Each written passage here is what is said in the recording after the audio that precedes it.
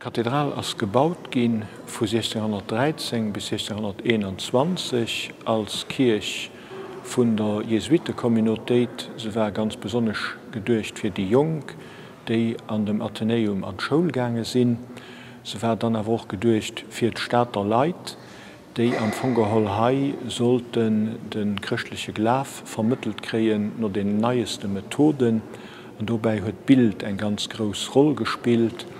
Dat war so desideiert gin vum Konzil vun Trient vu 1545 bis 1563. Und dafür waren noch an der aller Kathedral immens viel Bilder, die helliger durchgestalt hun, dann aber auch Szenen aus dem Alten an dem Neuen Testament, goufe ganz viele Skulpturen dran.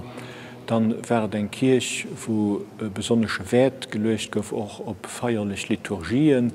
Die Kirche hat zum Beispiel ganz frisch schon eng Urgel, wat demals etwas echter Rares war.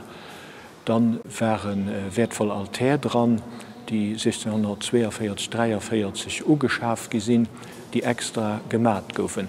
Die Kathedral gouf dann eigentlich recht Kirch vun engem Bischof 1870, wie Lützeburg e Bischof krit huet. Se huet demals dann auch selbstverständlich weiter gedenkt als Pilgerkirch für die Konsolatrix, die Zentrum der Französischen Revolution fest innerbrucht war, nicht mehr Glaci wie für Drun. Die Kirche war für all die Feierlichkeiten zu klein. An aus der Ursache gouf sie dann von 1935 vergrößert. Demals hat sie das ausgekriegt, was wir heute kennen, außer dass an den 60er Jahren vom 20. Jahrhundert der Chor neu aménagiert gouf.